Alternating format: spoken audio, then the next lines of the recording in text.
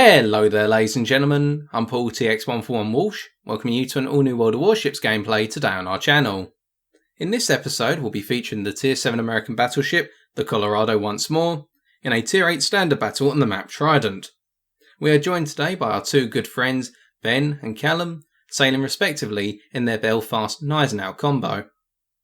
The focus of today's gameplay is going to be on our individual play once more, as we continue our journey to become a better battleship player over the course of 2017. In particular, the aspects we are going to focus on here are less visible, perhaps compared to what we saw in our last instalment, available using the link in the top right corner of your screen as displayed now. Here we're going to be looking into some of the more mental aspects of battleship play, i.e. understanding and appreciating that just as much as there's skill involved in playing a battleship, there's always an element of luck or RNG, however you want to phrase it, and you've also got to have the mental aptitude and the patience to realise that sometimes you will not be called on until the very end of the game. Sometimes you just have to stick at it, keep with the game, and get ready for the fact you may have to contribute at any given moment. It's not a case sometimes you can choose your moment will come to you and you need to realise it before it's too late. And that is exactly what you're going to see here. So our initial game plan is to make our way out to the west. Now we are slow. We're not going to be going into the statistics of our stock Colorado, and this is the last game I played in it completely stock, but we will bring up some of the key statistics where required. Our top speed here is 18.6 knots and it's going to show. Now straight away I'm thinking in my head, if I want to play the objective, and in standard battle we really do need to think about the singular objective compared to a domination game type, I do not want to drift too far from our base. Now of course I do have 17.6 kilometers range, and with a spotter aircraft I can extend that even further. But the problem is to be accurate and be able to lead the smaller targets that are going to rush a capture circle, or even be able to see those targets, i.e. destroyers and well concealed cruisers, I need to be closer. And to hit them of course, being a little bit closer is going to help on average. Which is why you will notice that throughout this match, or hopefully I will indicate that I'm essentially constantly keeping an eye in the bottom right hand corner of my screen looking at the mini-map, because as we are going to see very shortly, our team's distribution is all heading out towards the west, which provides the enemy team with a brilliant opportunity if they desire to push eastwards and essentially cause that flank to collapse and take our base from the other side. Now we're focusing on a York here at maximum range, and we're going to open fire very shortly of our armour piercing. There we go. Now as we zoom in to follow our shots, we're going to see that our shots are meant to completely miss. But, as luck would have it, there's one little 406mm armour piercing shell who said no to dispersion in terms of it being a bad thing, and landed itself right on one of the citadels of that enemy York, going far to the left of every other shell. So straight away you can see how our point about the luck attributed to battleships comes into play. But luck is something that happens in all video games technically, it happens in all kinds of sport. I remember a quote once saying that there's 90% skill, 5% error and 5% luck or something along those lines, and it does ring true the more and more I play World of Warships and go through life. So we're keeping our eyes on the York combo, but really that German heavy cruiser combo is out of our range. They're right on the edge of our range. It would be fruitless us continuing to stalk them with our guns. So instead we're looking towards an enemy Bismarck and an enemy Gneisenau. Now the problem here is we've got a landmass in our way, and this is a frustration. We haven't got the speed to quickly get past the landmass in terms of blocking our line of shot, but then again we could have perhaps taken a wider berth of the landmasses to begin with so we could get the shots. Still, we'll bide our time and eventually have a chance to shoot at the enemy Bismarck with its full broadside exposed. But unfortunately, I'm not the best shot still, especially at the longer ranges, because we're going to see how all of our shells fall behind the target. I fall behind where it was coming from. So as a result, we're now going to look towards an enemy Mogami, because we do get some return fire from the enemy Bismarck by the looks of things, but even they're suffering from the same accuracy problems as us. They're not providing enough lead. Now we look towards the Mogami, and the Mogami at the moment is sailing full broadside to us and our teammates have all gone west. And we can see now on the minimap how that distribution of our teammates really has gone towards the west, and it's quite shocking to note how the enemy team have sent a lot of ships this way as well, but the ships on the eastern side have not picked up on it too much. Regardless, as we've opened fire on the Mogami, we completely miss, and this was a little bit disheartening, as the Mogami turned away and dodged all of our shells. We were hoping for something magical. And now the fear is starting to settle a little bit as our friendly Bismarck gets ripped to pieces by a load of torpedoes from an enemy Emerald. But we're going to stay positive and wait for the opportunities. You also note here how I'm pulling back away from the front line. The reason I'm doing this is because I want to keep quite close to our capture point. I could have gone forward, and if I had gone forward, another point as well, I would have been technically, apart from our destroyers, the lead ship in our brigade. And really, that's not something I want with these monstrous 406mm cannon, which can absolutely slaughter enemy ships at longer distance, but have a very high chance of over-penetrating at closer distances, and also with a longer reload and the lack of manoeuvrability on the ship, I am going to be a sitting duck, technically. We open fire a second time on the enemy Mogami, but unfortunately once again dispersion does not let us have our hits this time. The first time it was the Mogami turning away, and it's dispersion the second time. So I could be getting frustrated right now. If we wind back the clock to the start of 2017, I would in a way be bashing my head against my table. But I'm learning to keep cool and carry on. I look a third time at the Mogami of my guns, and as they start to turn their bow towards us, open fire once more. Now I'm not expecting to completely delete them, I'm just hoping to get a couple of hits to make them retreat perhaps, and we do get one penetration for 3,600. That's good. I know it's not great, a lot of you out there will be saying, well, that was garbage, you could have done a lot better, but I'm happy with that. But now I'm starting to turn back towards our base because an enemy York has just wiped out the Bayern on our team that went east. And we do have a cruiser and a battleship also heading back to contest the eastern side of our capture point, but we're heading back as well because what can be seen on the minimap is that our team's push down the western side hasn't really gone anywhere. Hasn't really had any substance to it, so our whole team is sort of meandering around the southwestern corner of the map around our base, so we're going to head back towards the base to try and keep our foes at a longer distance for the time being, and on top of that make sure we're ready to defend wherever possible. We get spotted again, and we continue to aim in at the enemy Mogami. This time I open up with our rear batteries first, and then our bow batteries, i.e. the 4 twin turret combination. And we can see that our second portion of our salvo scores a beautiful hit, one citadel, and knocks out their engine. I was quite happy with that. So now with our damage up to only 28,000, we're continuing to do what we can. But here we do make a key mistake, which is sailing completely broadside to a large chunk of the enemy team, and I realise it a little bit too late as the Mogami puts in a nice salvo of armour piercing on us and knocks a huge chunk of our health off. We look towards the enemy turrets at this point, and then we look towards the Mogami once again because we do want to get a little bit of revenge for the damage they did. But we're going to see here how we're not very good at leading them, and we are taking some fire now from the enemy battleships, literally off to our port side, ranging on us, as we see more armour piercing coming in from far away and some more Mogami armour piercing to go with it, and we're picking up some damage and we switch on our repair. And now I'm starting to perhaps realise I do need to stop presenting that broadside. I'm really fortunate I haven't been punished any harder than I have so far. We try another salvo on the Mogami and I really should be ending my obsession on that cruiser, or at least I think I should because it's a little bit unhealthy.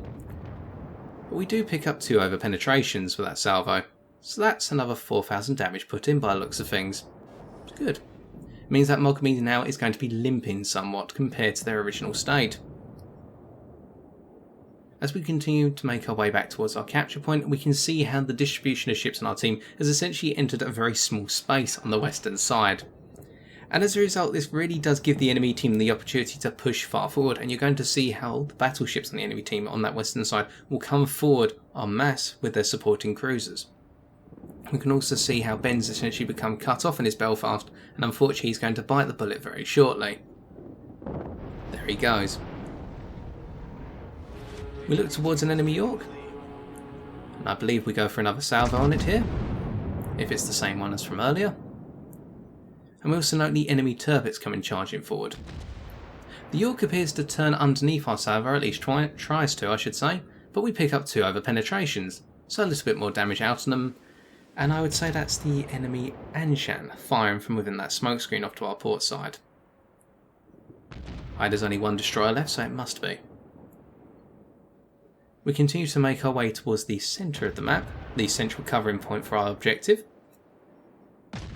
Meanwhile keeping our guns pointed towards the massive enemies coming from the west. And not really much is happening here. It's very difficult to say that I'm doing a lot. I must admit I'm not contributing as much as perhaps I should be. But then again, I'm trying to keep my foes at distance. That was a very poorly aimed salvo on the York, and then I get absolutely hammered by the enemy Bayern for well over 10,000 of my health. And again, I'm now being punished for sailing broadside to an enemy battleship, something that should have happened earlier, and I should have thought about my mistakes from earlier. But now we are in a prime position to defend the objective, so we have done something right for the time being. The enemy Tirpitz opens fire once more, and we look towards the York once again. We really want to get rid of that cruiser to prevent them from setting us on fire. As we hold a slight angle towards the enemy Bayern there, and the shots go over our bow. And fortunately for us, Callum knocks out the York, and our fire continues to burn, but we actually pick up a second fire from another salvo of high explosive, not sure what from. And that's something else I've picked up from you guys, is the fact that I shouldn't just put the fire out as soon as I receive one. I should wait until I get 2 fires normally, unless I'm on critical health. And here I fire a full salvo at the enemy Emerald, and I felt cheated. Because 3 overpens at that range, I really wanted a Citadel, but perhaps I aimed a little bit too high, perhaps I was a bit unfortunate. But we're going to live with it, we're going to carry on. And now, we're going to focus our fire on this enemy Tirpitz that's pushing towards us, and we're going to hold a significant angle towards them. Although unfortunately we can see that a number of armour piercing rounds from them go for our deck armour, causing us a lot of damage. The Emerald throws in a couple of cheeky armour piercing rounds as well, and we return fire on the Tirpitz, their bow on. We aim just a little bit over the top of their bow, hoping to get some shots into their superstructure, and we do land 5, taking off 6,000 to their health. Not a huge amount of damage, but we were happy with that, no bounces, it was worth it. And we're just going to continue to sail away from them. They are the faster ship, but hopefully we're pulling them on towards Callum in his Nizow, and he can get involved with his torpedoes as well as his main batteries.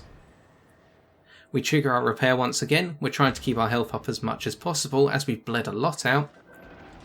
Pardon me. And we throw in a second salvo against the Tirpitz. They're well angled towards us, but we're going to give it a crack anyway. And we land 2 more hits for just shy of 6,000 damage. So again, we're pleased with that. But as we can see, the enemy have really pressed onto the western side of our capture point. But because we didn't overextend in the first place and get ourselves killed, and at the same time we haven't pulled too far away from the objective either when we'd be going west of it, or alternatively east of our base, it means we're there to defend it, as we take some high explosive from an enemy York. Callum charges in to try and interdict the enemy Tirpitz, but unfortunately it does get him killed. So at this point things become a little bit sticky because, in fact, I'm the only battleship here to hold the objective. I've got 2 destroyers south of me, and I've also got a cruiser right in front of me, but I'm going to have to be the anchor at this point for our team's defence. Callum gets wiped out by the enemy Tirpitz at this point. In fact, it's the enemy Anshan, my apologies. And we look towards the Tirpitz, who is now coming around, and whilst a number of torpedoes from our Nürnberg are on their way and would finish the Tirpitz, we need to get rid of it before it can fire its batteries. We don't want to lose any more health as they have their guns focused on us. So we open fire with a salvo, knocking him out, and unfortunately the Tirpitz does get off a salvo and penetrates for our bow at quite a severe angle, and we lose another chunk of our health. But we now pick up our first kill as a result. And feeling encouraged by that, we're going to start turning around and head back in towards the objective. We're going to close the distance a little bit now because the enemy battleship threat is withdrawing somewhat or holding back. We can see an enemy Bayern which has held back significantly throughout this match, and there was also an enemy Bismarck, if I remember correctly, who's decided, because they've noticed our Bismarck heading up towards their capture point, they've decided to cut off our own Bismarck. Whilst we did pick up 4 overpens on the York there and our shots were not aimed in perfectly, we did 8,000 damage, which we can be satisfied with. And we called our fire extinguisher just right to put out 2 fires, a fire that was already raging and a second fire lit by the York, as we use up the last of our repairs. So we're now down to our last 16,649 health. We want to finish off this York, however, if possible. We want to finish off the cruisers that have the ability to set us on fire quite easily, and then we can begin to focus on anything else. We pick up 1 penetration on the York. Again, I thought we had the kill, but we did not. Perhaps our aim was a little bit unsteady, but we're keeping a positive spirit going. The enemy Anshan is pushing in towards our capture point, charging after our Bleacher-Viska, who is now smoking up, and the Anshan is going to attack the Bleacher-Viska smoke to the point where they'll enter it to use it as their own smoke screen. And the York is now sailing another broadside to us. Hopefully this salvo hit, although it doesn't look too well aimed in. No, 3 overpens, but not quite enough. But we're going to keep going, and we're heading towards the landmass in front of us, the reason being we want to use that to hide us from the enemy York's ability to use their torpedoes, and also from the Bayern, which is off to what would be the starboard side now. And that Bayern is going to throw in some cheeky shells, once again, as we look towards the Mogami, the Anshan, and anything else that can shoot at us from our port side. We throw our salvo at the Anshan to try and reset their capture progress, and we get 1 shell, and we aimed a little bit too high. If we'd aimed a little bit low, that may have been a kill straight away. Feeling the pressure a little bit perhaps. And the Mogami throws in another load of shells, and we instantly flip on our fire extinguisher at this point in order to get that fire out. Now by the time the Mogami's fired again with high explosive, our extinguisher will still be going, so we've timed this right, and by the time our extinguisher is about to go out, we will be able to get a salvo off to finish them hopefully, whilst the Mogami will not be able to hit us. We open fire with all of our batteries. Are they going to hit? Let's see. There we go, 3 penetrations, it wipes the Mogami out, and they were only able to get off 2 shells when we hit them. That means the only thing that can set us on fire now is the Anshan. But note how we're turning our guns towards the York, who's going to come around the landmass in front of us in order to be able to torpedo us.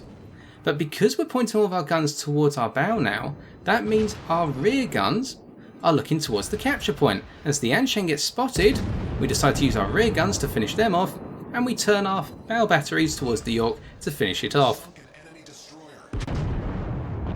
Picking up a cheeky double strike.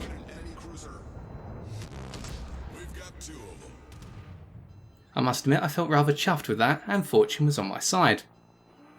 And with that, that's the enemy's push into our objective completely out of the match, which means the only things left are 2 enemy battleships. An enemy Bismarck, which is off to our starboard side trying to have a little bit of fun with our friendly Cleveland and our friendly Bismarck, and on top of that an enemy Bayern, the one from earlier, who's holding the middle right now and starting to get cold feet about staying down here, and instead decides to head back and defend their base. We are just going to take our time at this point because we've done enough as it is. I would like to get the Kraken. More importantly, I would like to get my damage over 100,000. I'd feel very proud of myself if I was to do that. I going in the mindset of when I was playing this match. But I'm not going to rush out to attack that Bayern, especially with the spotter plane above my head, keeping me spotted for the time being. And if you're wondering why I've chucked up my own spotter plane, it's because I've taken advice from the previous video, which was sometimes you should use your spotter plane literally to spot your opponents, not to increase your range. And that is why I'm keeping the spotter plane up for now, so that way I can see the Bayern for my team, just in case it did disappear for any reason. Now we begin to move out, as the Bayern will not be able to shoot at us because there's a landmass as we come around from the one that's off to our starboard side at the moment. There will still be a landmass between us and the Bayern.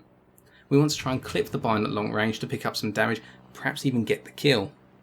And that way we'll also support our Bismarck and our Nuremberg, who are pushing the Bayern right now. Our Nuremberg being very, very audacious with very little health remaining. Our spotter plane continues to stay up. It's not really going to give us any more practical use, as our Bismarck is spotting that Bayern for the rest of this match. And we can see how our Nuremberg has charged towards the enemy Bayern, thrown some torpedoes as well, 2 sets in fact, but the Bayern will finish them off very shortly. And we now try to find a shot on the enemy Bayern with our armour piercing. Looking over the landmass, looking in front to see exactly when we will not be shooting the landmass, and then we find the right salvo and take it. Our armour piercing goes over and in, and we pick up 2 penetrations and 4,000 damage, and also knock out one of their turrets temporarily. Now we're going to assume that because of the situation the Bayern's in, they will want to fix that turret so they can contest the enemy Bismarck, which is why we're now switching to high explosive, because we want to set a fire that's going to stick. And if that fire sticks, we can build up our damage, and on top of that, we may get the kill through burning them to death. So with our high explosive reloaded, we've thrown a full salvo, controlling our speed to make sure we can continue to shoot at the Bayern rather than lose them behind a landmass. Unfortunately, we did not aim our shots too well, we only picked up the 1 hit. Did a fair amount of damage though. We sit stationary and get our next salvo ready. Our Bismarck is going to do a lot of damage to the enemy Bayern, to be fair, and the only other ship left on our team is a friendly destroyer, who will be coming up south of the Bayern. With our salvo ready, we throw it in. And this time, we're going to make our shots count a little bit more, as the Bayern's already on fire in 1 location, and we throw on a second fire, plus an additional 2,500 damage, and we can see the fire is going to stick. Our damage goes over 100,000, so that is our little challenge achieved. We wanted that as much as possible. But can we get the kill? That's the real question. Well, the Bayern is losing a lot of health, and we even picked up the Confederate achievement right there. And perhaps we can sneak it. Here goes the salvo. Third time's the charm.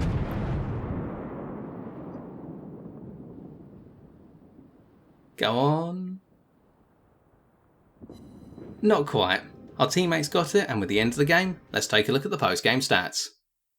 Well, that was a rather perilous adventure, but our team picked up the victory in the end, and for it we received 319,626 silver credits, 3,008 experience, and we picked up 3 achievements. The first, the Double Strike achievement for taking out 2 ships, whereby the second ship in the combo has to be eliminated up to 10 seconds after the first one, i.e. the Anshan-York combination that we knocked out. We also picked up the Dreadnought achievement for receiving damage exceeding 120% of our ship's normal health pool from 4 or more enemy ships and survived the battle. We'll go into how much damage we took a little bit later. And third and finally, the Confederate achievement for damaging at least 6 enemy ships, whereby the damage caused to each ship must exceed 20% of her normal health pool. In terms of battle performance, we dealt out a total of 106,922 damage, consisting of 49 target hits for our main batteries, 3 incapacitations, 4 enemy ships destroyed, 2 fires set, 2 citadel hits, 3 defends, and 2 secondary battery hits. Looking at the team scores, we can see that we came top of our team with 2005 base experience. Now, we did not carry our team by any means, but we can say that we were key in this match. We were very objectively minded. We spent a lot of time around our friendly base as the game went on. We made sure it was defended, and over the course of the match, despite our rather poor accuracy, we did knock off a ton of health from a variety of enemy ships. And as we are going to see in our detailed report, the potential damage we could have taken was very high, or at least in my experience. Looking at our detailed report, we have 5 key things to note. The first is that we hit 9 enemy ships in total out of the 12 available, destroying 4 and just damaging 5. It goes to show that whilst we did very heavily focus on a York and an enemy Mogami in particular, we did every so often drift our shots to other foes, allowing us to pick up that Confederate award and to build up quite a nice damage pool. The second point is in terms of our potential damage, 1,533,900. I haven't seen a figure this high in my experience yet. As to whether that's good or not, I'm not 100% sure, but I'm going to take it as a good thing. The third key point is in terms of the defence points we picked up. We accounted for all of our team's defence points, i.e. 84 out of 84, reflecting how objectively minded we were. The fourth and fifth points are both inside the damage received category, the fourth point being the grand total of 78,299, or approximately 160% of our ship's total health pool of 49,000 HP, hence why we picked up the Dreadnought achievement. And finally, the fact that we only took in total from 6 fires 4,360 damage, which goes to highlight how we managed our fire extinguisher consumable rather effectively. Finally, coming on to our credits and experience earned, we can see that after deductions, we walked away with 201,416 silver credits. To conclude, hopefully we can take away the lesson today that whilst it is a joy in a battleship when you have the ability to delete foes at distances in excess of say 15 kilometers and do it on multiple occasions in a given match, sometimes fortune will not be on your side, in terms of your gun's dispersion, alternatively your own personal accuracy in terms of leading ships at longer ranges, as seen from my standpoint today, is not good enough to do so. So instead, rather than become disheartened, you need to keep a positive spirit and remember that you need to still contribute to your team's effort to win in the match.